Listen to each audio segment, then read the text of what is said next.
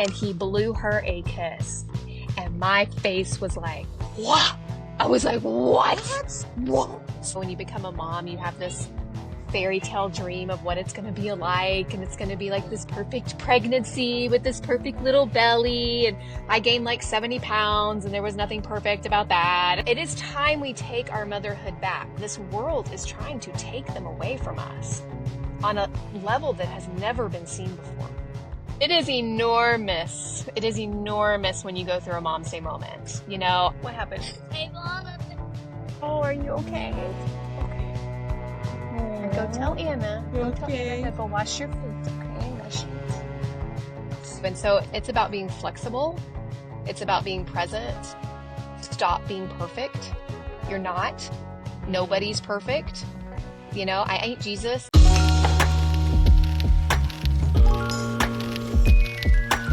Hello, everyone. Welcome back to another episode of our podcast. And on today's episode, I have a wonderful, amazing guest, Keri Henson. Welcome, Keri. Today here in Texas, it's like 75 and gorgeous outside. Oh my God, I love Yes. that.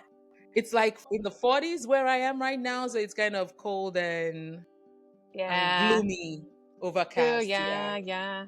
Well, we really only have two seasons down here. We have summer and we have 2 weeks of winter. And that's pretty much it.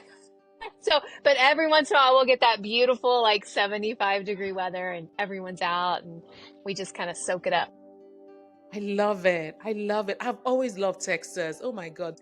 But anyway, that's besides the point. Let's go straight to Keri. So a brief intro on Keri. Keri is a mom. She's a mom of 6 kids. She's a podcaster, a speaker, an author, and she's the creator of the Momsday Prepper website, where she shares her experience of motherhood. She coined the phrase a Mom's Day moment. The name of her podcast is Momsday Bunker, where she shares valuable tips about motherhood. And she's established 6 strategies for any mom to overcome and prepare for a Mom's Day moment. And she'll be sharing all of those with us today. So welcome once again, Keri. Nice to have you. Thank you, Zuki. Thank you so much. So I just am so excited to always share my story with the world because it's a story that nobody wants, like nobody thinks is gonna happen. You know, when you become a mom, you have this fairy tale dream of what it's gonna be like, and it's gonna be like this perfect pregnancy with this perfect little belly, and I gained like 70 pounds and there was nothing perfect about that. You go through life and you're just like, this is not what the books are telling me is going to happen in my motherhood, and they're all just a bunch of liars. So I thought, you know what? Surely I'm not the only mom out there that has had these Mom's Day moments, these doomsday attacks, these tragedies and traumas and crises that are really out of our control, and they're unpredictable, really. And they just happen to you out of the blue, and there really is not a resource out there. At least there wasn't for me. And I thought, well, then I'm just going to create a resource. I'm going to give a space. I'm going to write a book. I'm going to come up with strategies and just kind of help do that. But I always wanted to be a mom. So I feel like my motherhood journey started really when I was 5 years old, and I got to hold my baby cousin, and I didn't want to give her back. I was like, no, this is a real baby doll and I want to keep it. Oh my God. Okay, so let's go into it. Can you give us a background, like what was growing up like? What kind of family were you from and all of that? Let's just get that. Yeah, so I'm the baby of 6, and I'm 10 years removed from my siblings. So I was like a 10-year afterthought. And I always wanted a big family. I grew up on a ranch out in West Texas, a cattle ranch out there in West Texas. And it was a very Americana kind of childhood. I mean, 1980s, and there was no technology, and we're outside all the time, and we're barefoot, and we have farm animals, and I went to a very small school, and I really wanted to be a mom from the age of 5. Well, in the 1990s, my dad moved us to Houston. Houston was a culture shock for this tiny little West Texas ranch girl, because it was so big and it was multicultural, and I went to this big school and I found theater, and I was like, wow, what is this? I didn't even know you could be an actor and you could get paid to do it.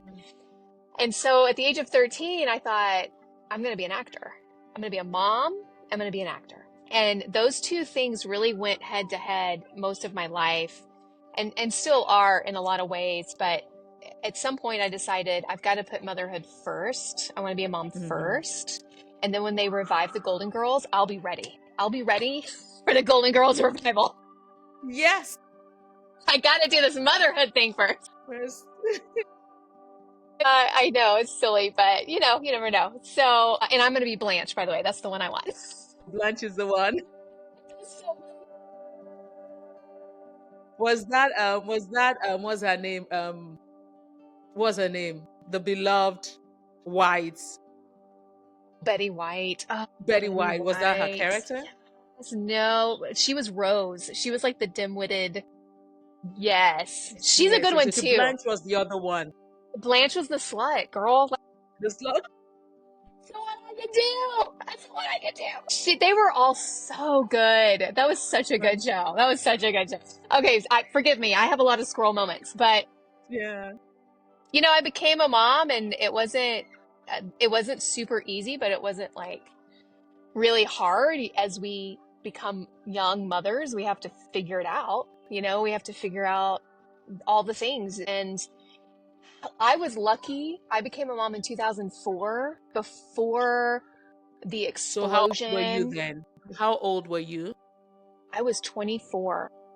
Okay. You were a young mom. Okay. I was a young mom. I was a young mom, and they didn't have the social media that they do now. Really, Google wasn't even that big then. So it was like, I'm really on my own, and I'm grateful for that, because I think young moms now that immediately go to all of these maybe not so great mom sites or mom social media platforms, or there's so much misinformation out there that I'm like, oh my God, stop looking at the internet, because we have what I call mommy feelers.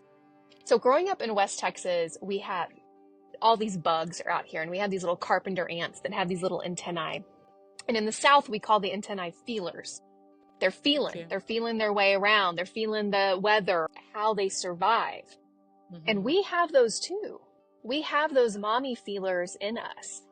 God has put that in us. But the world is telling us not to listen. You can call it intuition. You can call it mommy instincts. You can call it your sixth sense. You can call it a lot of things. I call it mommy feelers. And when my fourth child was born, my mommy feelers were like on red alert. And so much so, Zuki, I wouldn't leave the hospital when he was born. I said, look, this is my fourth kid. It ain't my first rodeo. And I'm telling you, something's wrong with this child. And they listened to me. The doctors and nurses really took me seriously. I think because it wasn't my first child.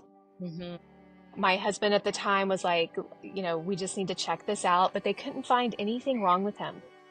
And this child for 9 months cried and screamed and slept. I mean, he would sleep 18 hours a day, like very unusual, and cry and cry and cry. Well, finally, when he was 9 months old, we figured out why. He had cancer. He had a cancer called neuroblastoma, and it started in his abdomen, and it usually does start in the kidney adrenal area.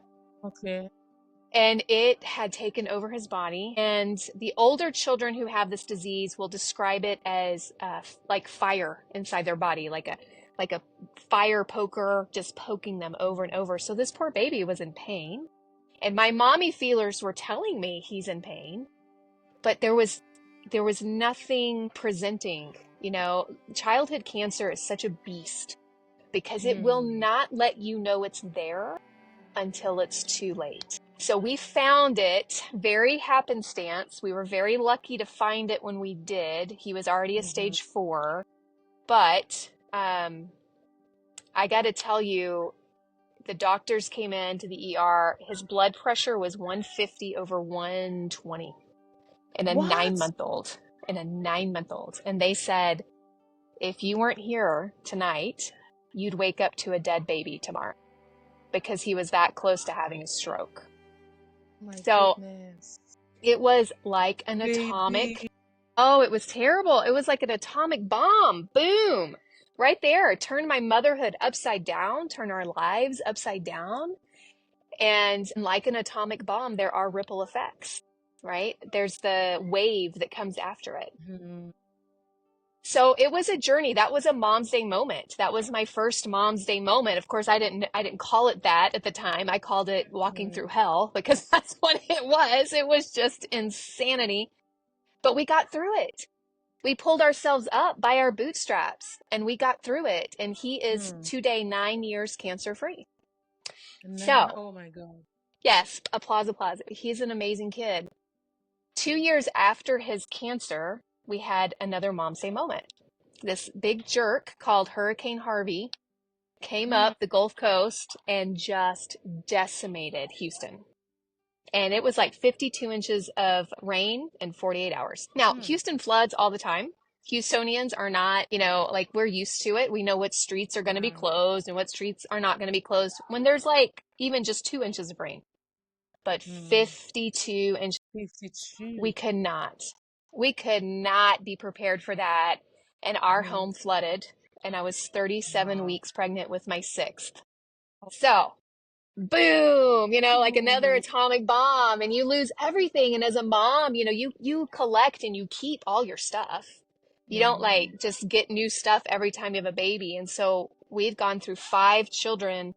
We lost the crib, the car seat, the toys, the clothes, the blankies, everything. So we got through it though. Like once again, we pulled ourselves up by our bootstraps like any good Texan would do. And we rebuilt our house and, the baby's going to come. You can't stop that from happening. Exactly.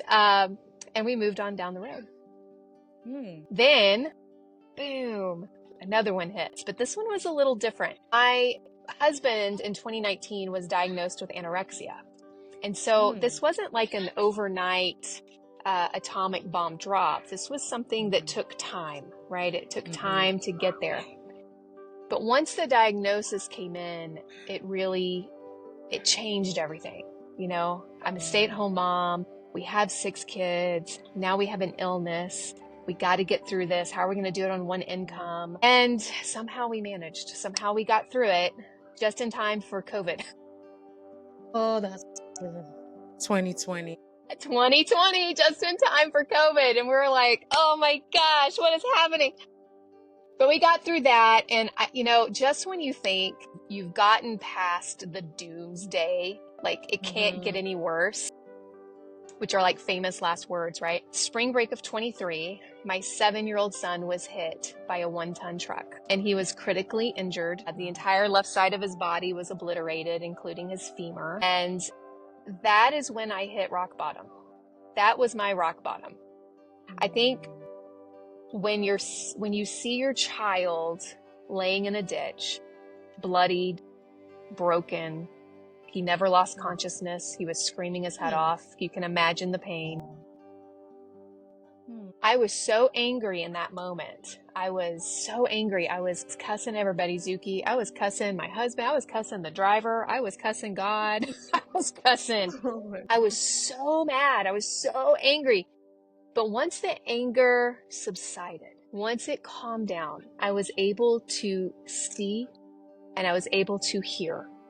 And I really heard what I believe is the Holy Spirit. It could be God, it could be the universe, it could be karma. I love people where they're at in their belief, but for me it was the Holy Spirit. And he said, Keri Ann, stop messing around.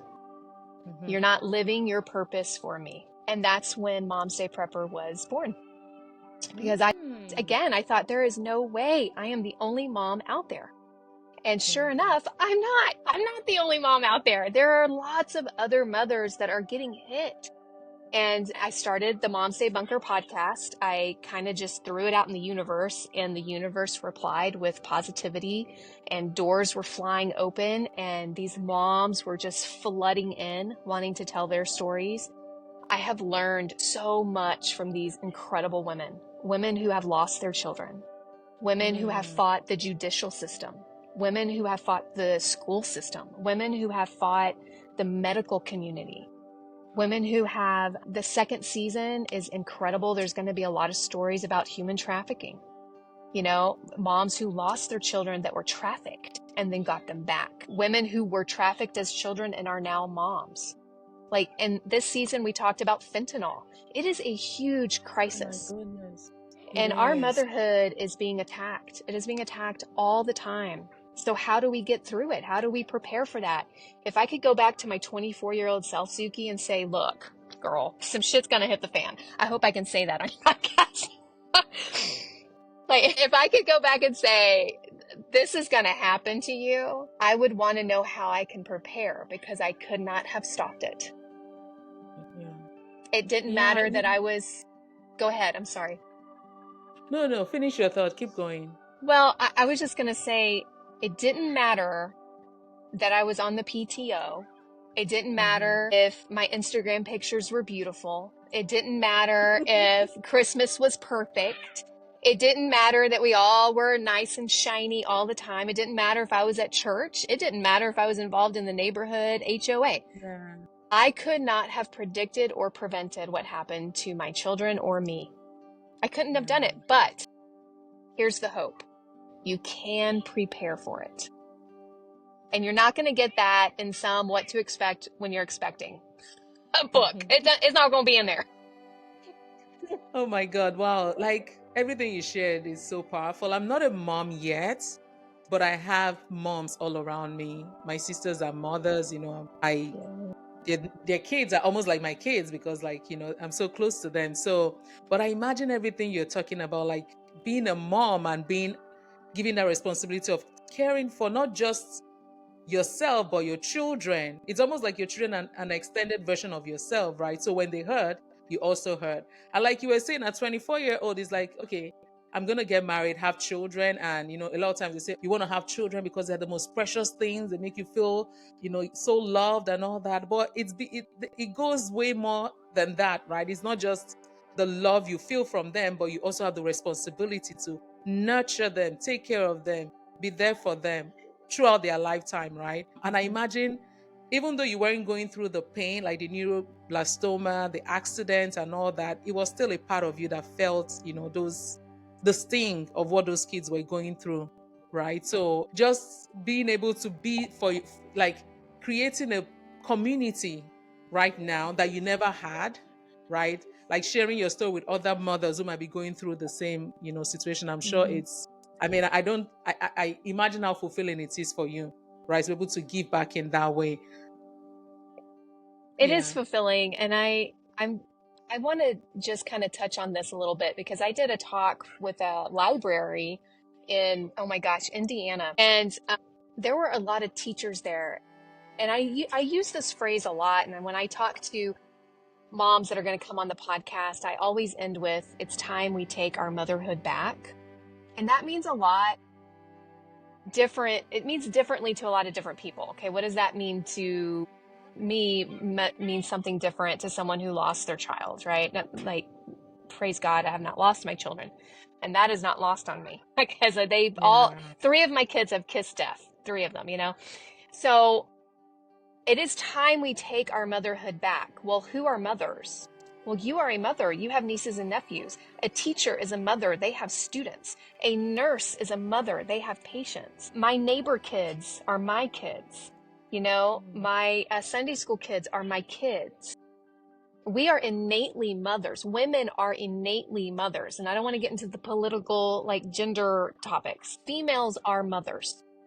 It doesn't matter if the child comes from your body or not. And this world is trying to take them away from us on a level that has never been seen before. We are the unhealthiest we've ever been. We're not the smartest we've ever been. I mean, we really are. And if you look at the academic, and I'm a teacher too, I'm a certified teacher, and I'm looking at it going, we are not the smartest, and we're not the healthiest. So what is happening to this generation? And our children are the angriest generation. They are the highest mental illnesses is our generation. So what is taking our children from us? We have to take it back. And we're only going to do that through motherhood. That's my opinion. We're only going to do it through motherhood, because it starts in motherhood, And so I just really I talk to a lot of teachers, because I talked with a mom who wasn't quite ready to come on the show, but her child was part of the Uvalde shooting. And No. I get so emotional, but those teachers, all the teachers I know, they all have their item in their classroom that is their fighting item. It's their lamp.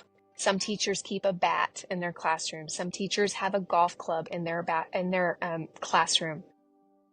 And they tell each other, and if the students are older, maybe they tell the students, but whoever comes in this classroom that has hate in their heart has to get through me to get to you. Tell me that isn't a mother.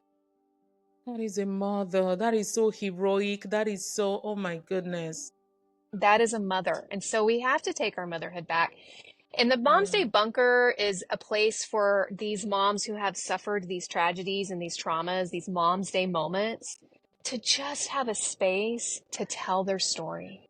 Story. You know, I had the sweetest mom. Her name is Story. And she had two Momsday moments hit her back to back. Her one daughter was involved in gang violence, and they were fighting the court systems to keep her out of jail.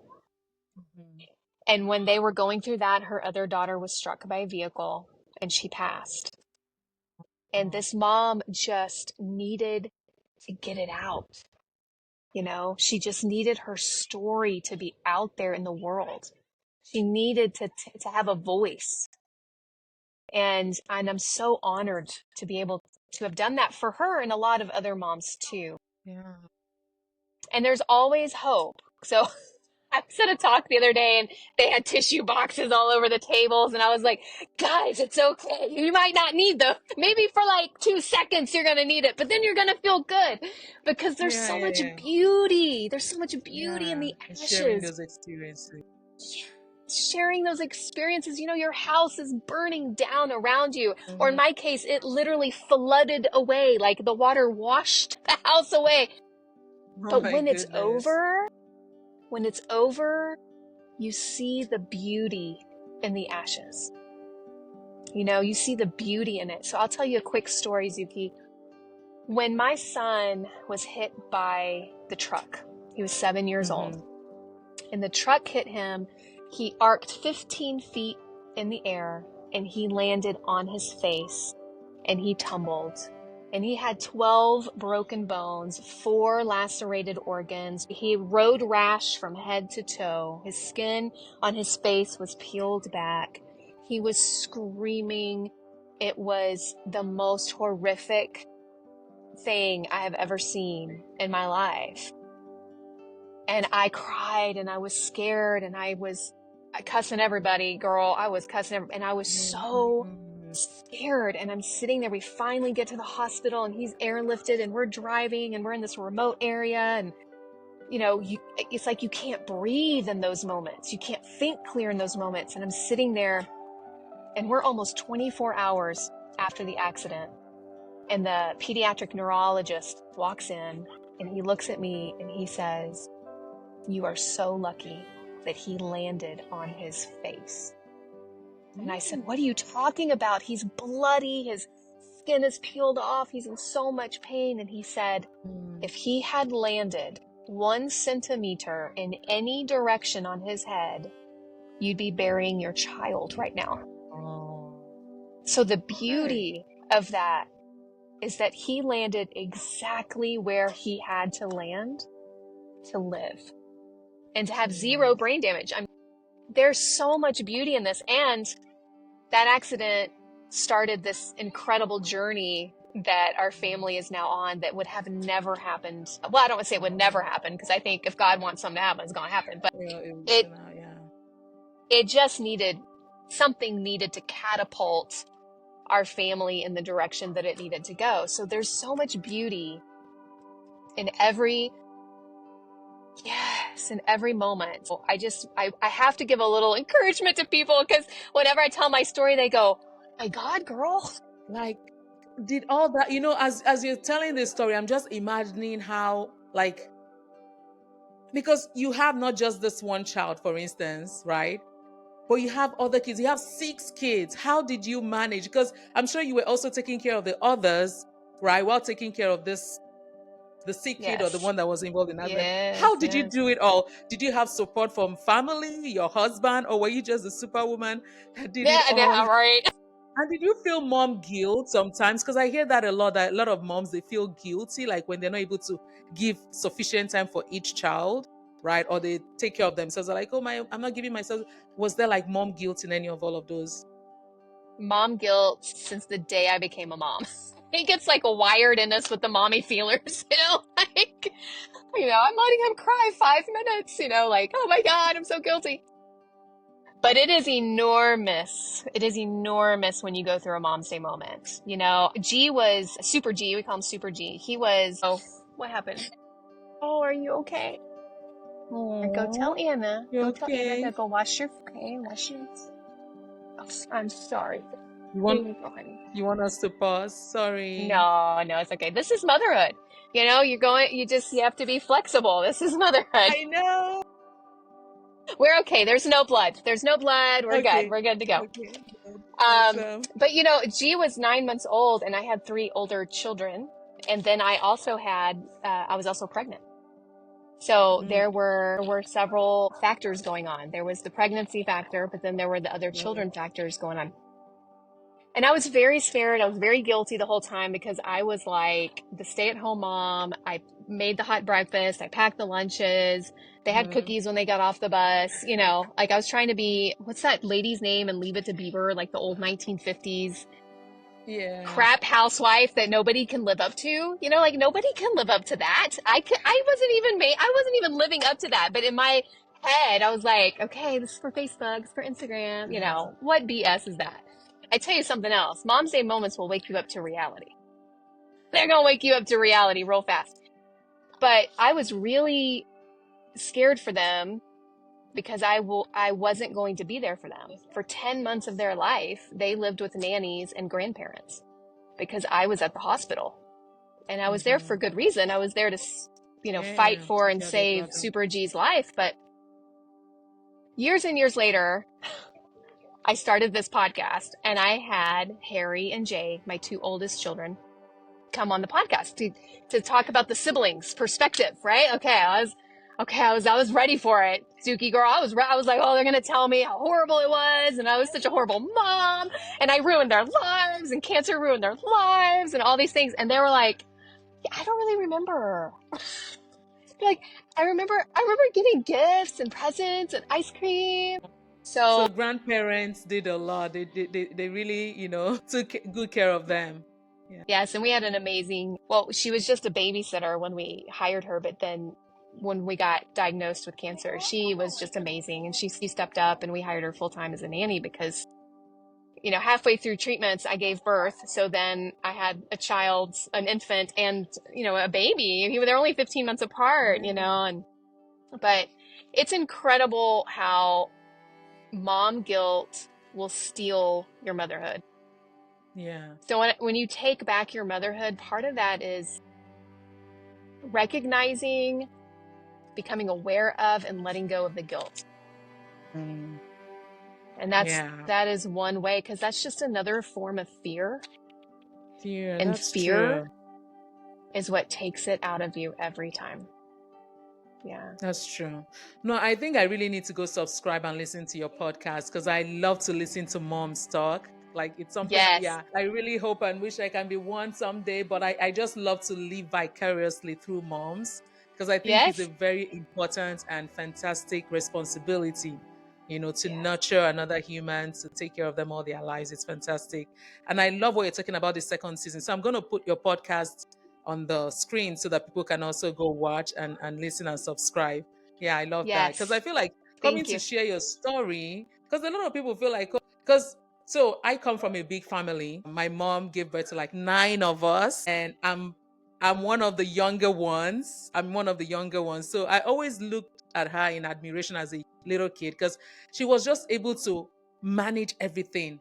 She knew what each child needed. She knew, even as a little Mhm. child, I just loved how she treated us, took care of us. I'm like, wow, such a wonderful, noble thing to do. So I can imagine these women coming to share their experiences would also encourage other moms, right? You might not have it all figured out, but you're not alone in it. Some other, moms are also learning, Yeah. struggling, and and you share experiences and what works and what doesn't work. And I think when you go through a trauma like the ones that I have or my guests have, it's almost more of validating what the listener is feeling and validating what the listener is going through. Like with a couple of the guests, it really is just them telling their story. But those are the episodes that I've gotten the most feedback from. And it's moms going, I felt the same way. I'm so glad she said that because I could not get the words. They didn't have the words. They didn't have the language to put to their emotions. But sometimes when we listen to other people's pain and other people's story, it gives us a voice. I could not have told you what I was feeling in the 10 months that we were doing chemotherapy. I was just in shock and I was way disassociated. Like I was the queen of disassociation back then. It was easy peasy for me. Oh, wow. But had I had someone tell me their story, it would have opened me up and it would have started the healing process for me a little earlier. Maybe not for everybody, but for me it would have. And I think a big part of the Momsday Bunker is allowing space for the guests to tell their story and the listeners to find that validation in what they are going through. Yeah. Okay. So I wanted to ask, what role has faith played in your motherhood journey? Because I think you mentioned the Holy Spirit, so I assume you're a Christian. I'm also a Christian. So can you share with us what faith, what role faith has played? Because some moms, I mean, any help, they can get, they will take. So well, it's huge. And it's my number one prep is spirituality. So here's what I experienced and saw on the pediatric oncology floor. The families that had faith, and it could have been Muslim faith, Jewish faith, it could have been Christian faith, or, Hindu faith, because cancer doesn't discriminate. Cancer doesn't care what you believe, how much money you make, what color you are, what gender you are. It doesn't care, especially in kids. It doesn't discriminate.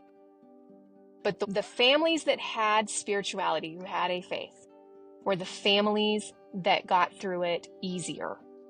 They didn't always get the happy ending. Okay, it was a war zone up there. Every day, our neighbor next door to us was dying. And the next day, 2 doors down, that kid died. And then it was like the Grim Reaper was just walking around, picking and choosing. And you're just hoping and praying that it's not your kid. So having faith doesn't give you the happy ending that you might want, but having faith gets you through it so much easier. And we would play this game, Who Doesn't Believe? And we would watch the parents walk their kid in a circle around the oncology floor. Because you get cabin fever in your room, so they get out and they walk around. The ones that didn't have faith, their skin was gray. They had circles under their eyes. Their shoulders were slumped. Their walk was slow and methodical. They never smiled. There was no hope.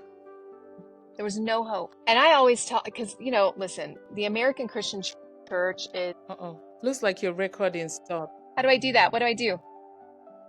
Let's see. It just said, what should I do? What should I do? Recording and stuff. It looks like it's recording. Due to incoming call. So let the call come in and go. Okay. Is the call done? Yeah, it's done. It's done? Yes. Okay. I'm so I hope sorry. It's back on now. Okay. No, that's okay. Usually I'm on my can laptop. always edit it out.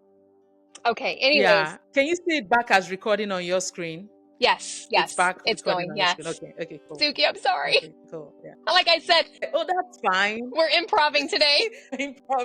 I'm probably going to leave some of those bloopers in here because it is live, right? Yeah, it's live. This is what happens. It's real life. Yeah.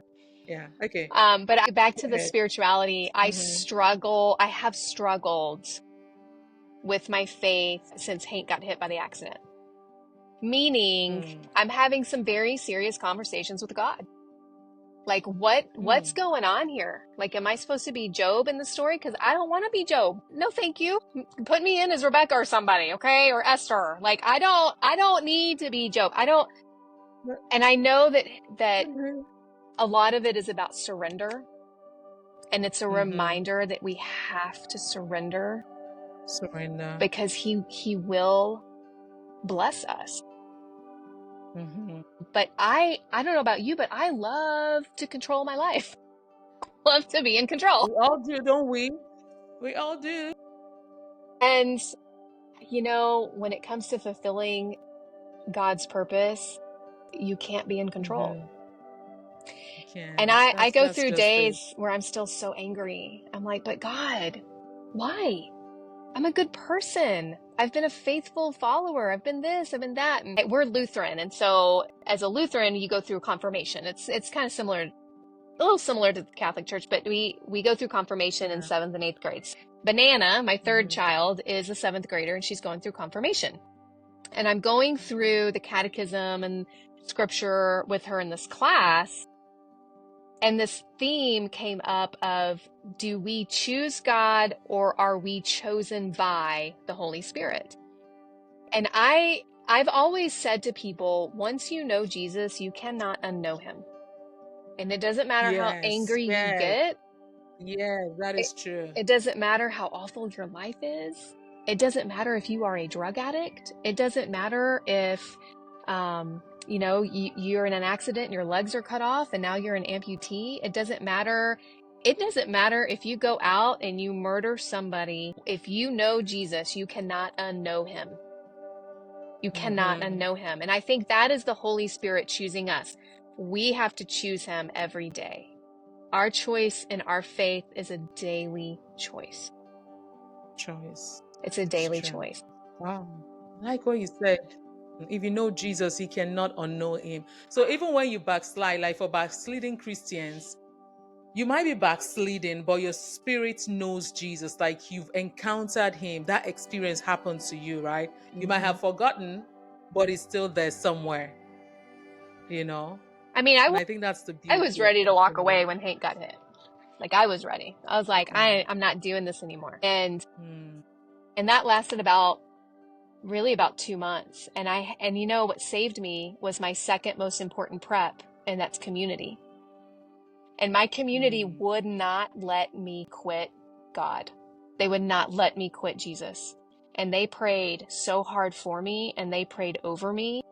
And they did it in a genuine, sincere way, not in a preachy, brimfire and hell way. Judgmental way. Yeah. They were sincere, and they kept reminding me, but Keri, you know Jesus, you cannot unknow him. And Jesus did not hit my kid with a car. This is a broken world, and things break in this world. Things happen that are out of our control.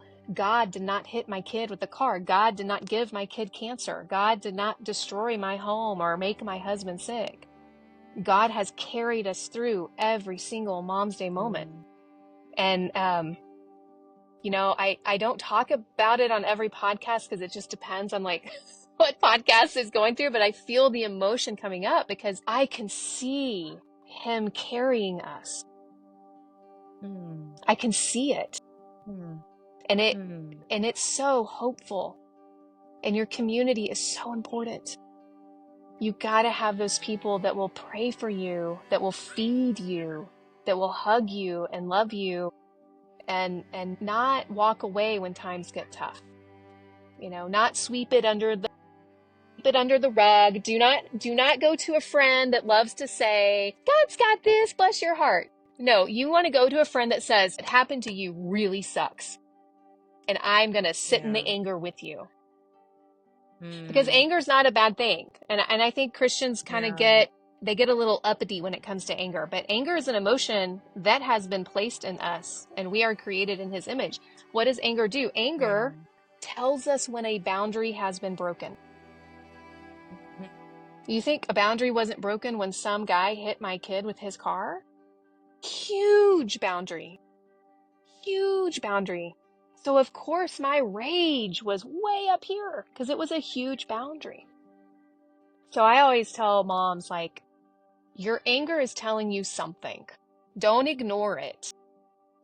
Don't hold on to it, but don't ignore it, and have those people in your community that are there to tell you, to say, hey, you're really angry right now. What's going on? You're really sad right now. What's going on? You know, validation is everything. I kind of went on a scroll moment there, Zuki. Yeah. Sorry. Yeah, no, no, that's fine. That's fine. No, no, no. Totally, totally. I love it. I love it. So I wanted to ask you, right? What are the six strategies that you tell moms? Mm-hmm. Six strategies that can help them, walk through Mom's Day events or Mom's Day moments and all that. What are those six strategies? Well, I think I spirit. saw it on your website or something. Yes, Yeah. yes. So spirituality and community for sure. Those are huge. And those Mm-hmm. are really tangible, kind of, community for shy, introverted people. Adults making Mm-hmm. friends can sometimes be hard, but it's about getting out of your comfort Yeah. zone. And newsflash, social media is not your friend. It is a tool to reach your friends. It's a tool to reach your community, but it's Yes. not your community. You got to have that Yes. Yes. human connection. Tangible community. Yes, Yeah. yes, exactly. The third one is Mm-hmm. finances.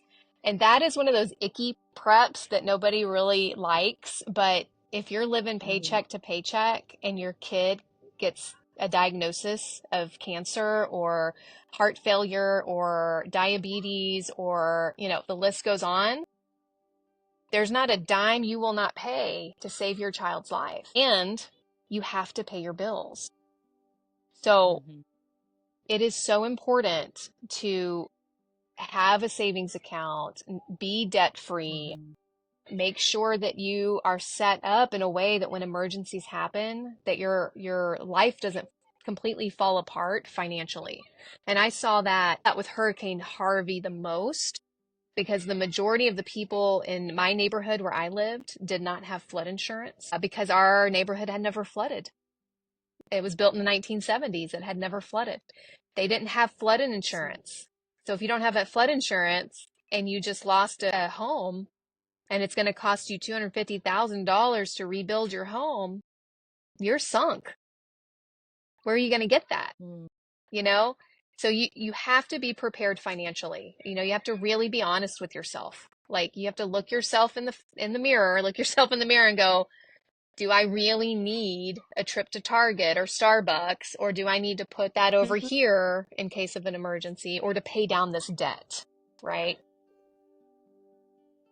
The fourth one is healing, and healing is a difficult one because sometimes we don't know what we need to heal. We have deep mhm, wounds in us before we become moms. Intergenerationally, we are carrying our mother and our grandmother. Molecularly, we are carrying our mother and our grandmother, you know? So, true. but when we go through these Mom's Day moments, you have to heal. You have to seek out therapies that are going to help you.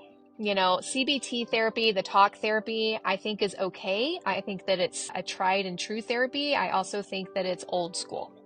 I think that there are better therapies. There's meditation, there's yoga, there's EMDR, there's tapping.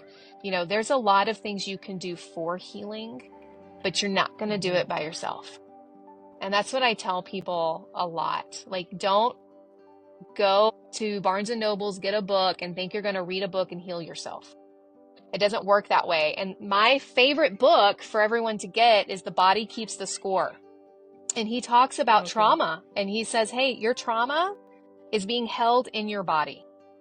And until you Mhm, figure out where in your body it's being held, FYI, mine's my shoulders and my hips, you can't release it. No amount of talking is really going to help you. mm, So there are a lot of modalities out there to help with healing. But if you are an mhm, unhealed mom and you go through a Mom's Day moment, you might lose your mind, because it really is an atomic bomb.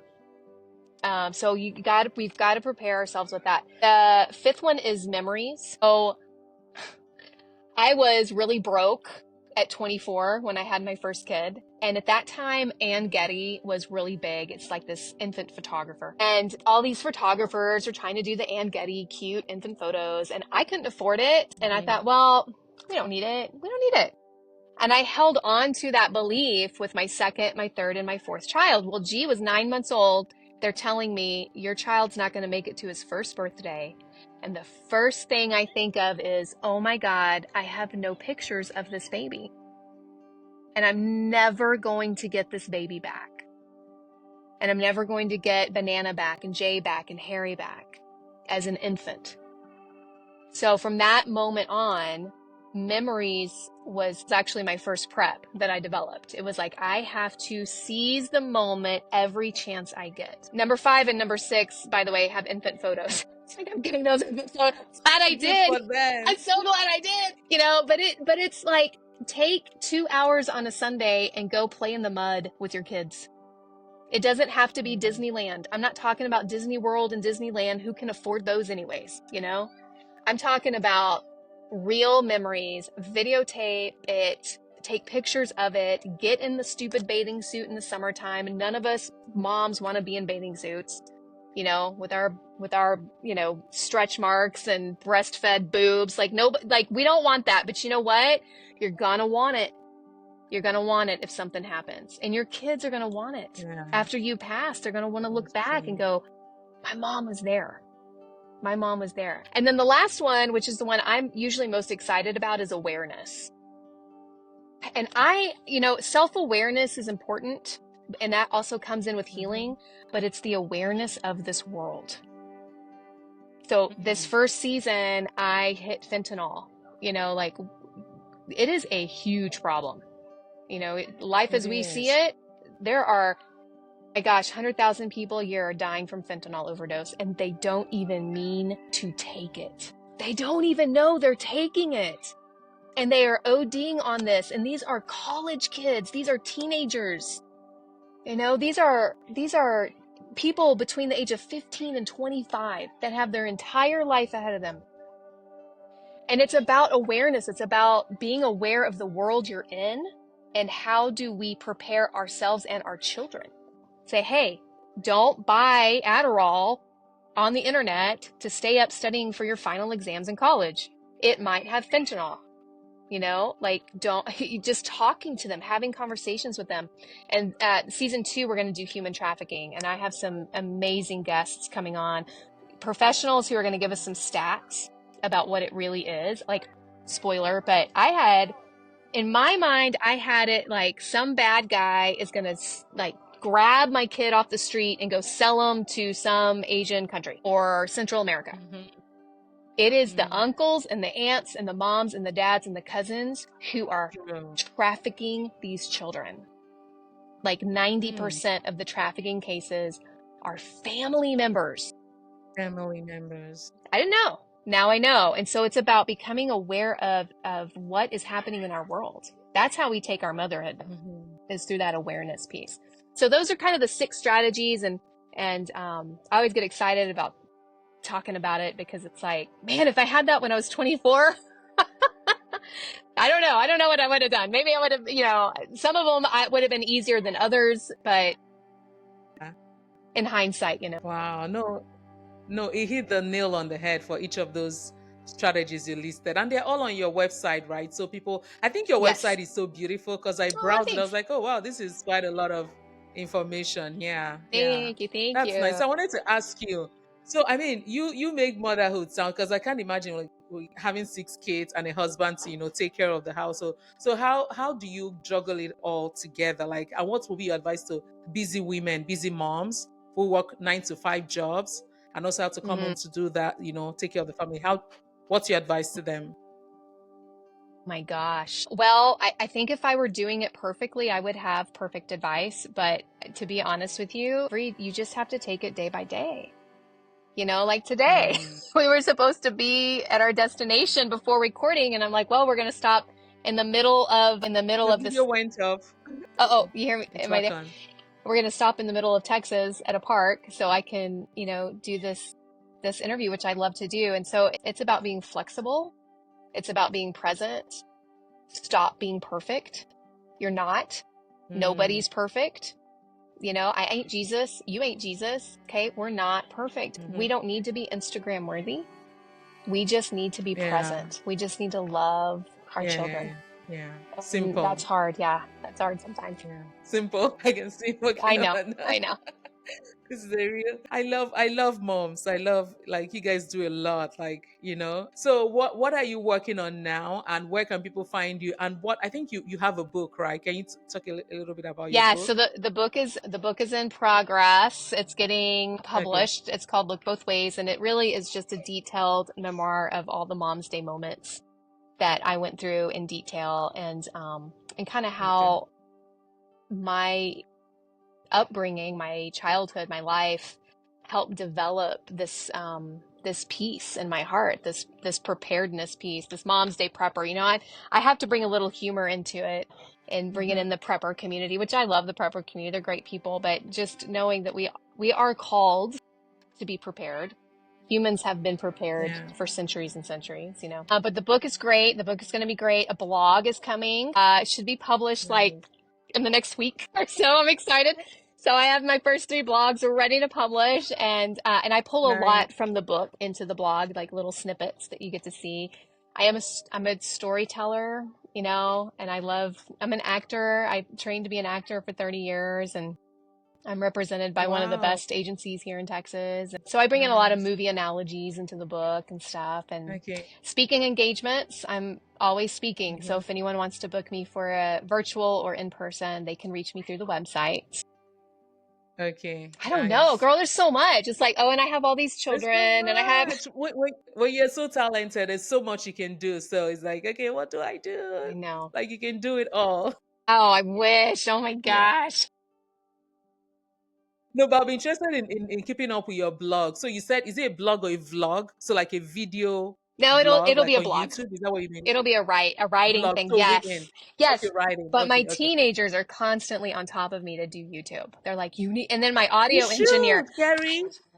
I'm like, what do I do? You should. I'm so I feel old. like you have the personality, yeah, will carry through. So I think you should. I'll be interested in watching. I love to watch family channels on YouTube, you know? Yeah. People who just detail their lives, day-to-day Yes. living. I will eventually. I promised them, okay, season two. I just got to get through season 1, through this year of transition, and then, you know, baby Okay, steps. You gotta build upon a that's true. foundation. So I'm kind of laying the foundation, but they're always on me. They're like, Mom, you need to do YouTube. My audio engineer, who's amazing, he's like, yeah, it would really help if you did like video, because I haven't done video yet. And I was Your like, podcast doesn't have video? it You doesn't. should, You Keri. know, I really struggled with that, Zuki, because the stories are so vulnerable that That's if you put true. like a Okay, camera in someone's that's true. face, I'm like, I don't Mm-hmm, know. mm-hmm. So, but I think season Yeah. 2, we're going to give them the option to either be, Okay. because my facial expressions are quite big. And one of the moms that I recorded, her name is Judy, and she's just the sweetest lady. And her daughter passed, and she passed under really scrupulous, like, circumstances, like murderous circumstances, if you ask me. But at one point I asked her, oh no, she was telling me, like, they were in court, and the gentleman who was responsible for her daughter's death looked in the camera because she was not there. They wouldn't let her be in the courtroom. She was in a room with a camera and a video, and he knew that she could see him, and he blew her a kiss. And my face was like, what? I was like, what? What? And then Chris, my audio engineer, was like, and that's why you need a camera. Really? And it was unreal. Go listen to her story. It is unreal. Okay, I will. Momsday bunker. Momsday bunker. As soon as I'm done with this podcast, I'll definitely go on and Meet Judy is hers. It's wild. Meet Judy, yeah. Okay. And I tell you, someone who fought for her kid. She fought for her kid after her kid passed. She advocated for her child in death, and that is the strength of a mother. That is the power of motherhood. Motherhood. Yeah. Wow. They're just cool. All these women are really just awesome. And if anyone out there has had a Mom's Day moment and they want to come be a guest on the show, They just need to go to my website, momsdayprepper.com, and then they can contact me there. And I haven't turned anyone down. No, I'm not going to turn anyone down, but we're recording all the way. The second season's done the first quarter, like January through March is already recorded. Like trying to keep up with it is, well, I mean, it's crazy, right? It's like, No. how do you keep up with it? I know. Okay, awesome. So I'm going to put your website, everything in the description box of the YouTube channel and the show notes of the podcast so people can just, but then also on this video, I'll just put the name so that they can reach out to you. Moms out there, please share your stories. I love to listen to people's story because I feel like stories are so powerful. Even if you haven't experienced it, but just living through someone's story, like it helps you learn a lot. So thank you so much, Keri. Do you have any last words before we round off? And I know you have to keep, going on your journey. No, I'm just. Thank you to your kids. They're so patient. They're Oh over my there. I God, they are know. so patient. They Thanks, keep playing. kiddos. I just thank you for giving me space to share Momsday Bunker and Momsday Prepper. And for everyone out there experiencing a Mom Today moment, you will get through it. You will. One way or another, you're going to get through it. And you're not alone. You're not alone. So just come listen to these other women, and it does get better. I mean, years have passed, but it does get better. Awesome. Thank you so much. Thanks for your encouragement and for everything, for being here with us, for your sacrifice, despite your busy day, just spending time with us talking. I really appreciate it. You are so welcome. Thank you so much. Thank you so much, viewers, for watching. Really appreciate all your support. Please like, comment, subscribe, share. Leave us a review wherever you're listening from. And on YouTube, leave us a comment, please. And please engage with Keri's work. Go to our website, engage with her. Listen to those stories. Man, I am going to go subscribe immediately now to listen. But thank you so much for watching. Hope to see you on our next episode. Thanks. Bye-bye.